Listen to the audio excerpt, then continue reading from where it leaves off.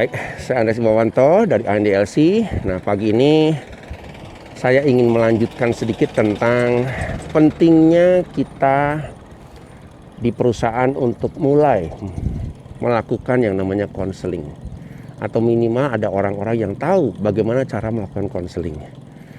Kenapa hal ini menjadi penting? Salah satunya adalah karena meningkatnya gangguan emosional, gangguan psikologis yang saya lihat ya akibat dari work from home. Dulu Bapak bisa bayangkan ya, kalau orang bekerja di kantor ya, entah itu suami atau istri, 8 jam di kantor mereka sangat produktif karena apa? Fokus mereka ya hanya dengan pekerjaan di kantor. Ya. Lalu ketika mereka harus work from home, tiba-tiba pekerjaan mereka tidak bisa lagi fokus, tetapi double. Yang ngurus anak, ngurus rumah, dan ngurus segala macam hal. Akibatnya apa? Tingkat produktivitas mereka menjadi rendah dan mereka juga mengalami kesulitan dalam mempertahankan kinerja mereka. Nah, Anda bisa bayangkan, itu menimbulkan satu gangguan psikologis yang mungkin secara kasat mata tidak terlihat menonjol.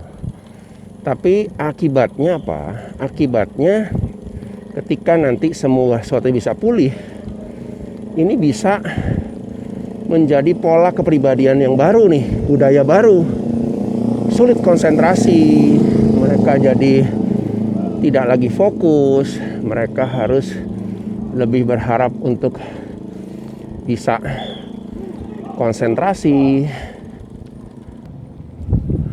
Ya, jadi perusahaan harus mulai mempersiapkan diri ya, bahwa setelah ini semua berubah dan yang kerja pun harus siap dengan new normal. Perilaku orang dalam bekerja pun akan berubah ya. Saran saya, konseling adalah salah satu cara pertama untuk mengembalikan pola kerja dari orang yang work from home ya.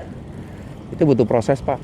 Mungkin saya melihat kita butuh sekitar 21 hari untuk merubah polanya kembali ke kinerja yang tinggi di perusahaan ya. Lalu yang kedua, apa pentingnya konseling? Yaitu kita meredesain ulang pola berpikir orang untuk mereka bisa lebih komit dalam bekerja. Kenapa?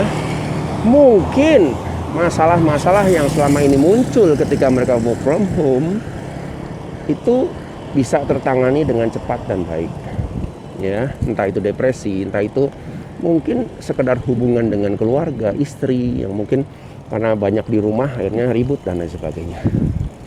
Lalu yang ketiga, yang lebih penting adalah bagaimana memasukkan orang ke dalam budaya kerja perusahaan kembali.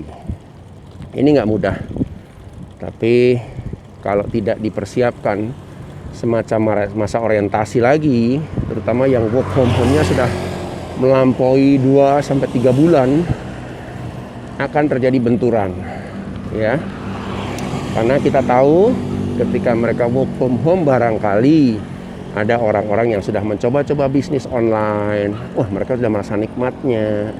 Mereka mungkin sudah punya bisnis yang jadi besar di online sembari mereka masih bekerja di perusahaan, yang berakibat pada komitmen mereka menjadi rendah terhadap organisasi.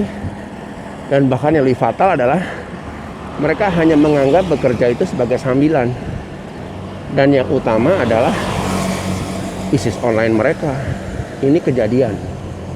Belum lama beberapa rekan perusahaan saya bercerita bagaimana bawahan mereka jadi nggak fokus ketika masuk kantor pertama kali. Yang mereka pikirkan sibuk dengan bisnis online-nya. Wow, luar biasa sekali ya.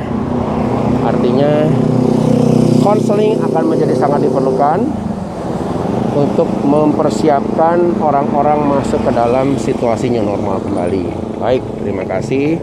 Saya Andreas Bawanto, salam sukses.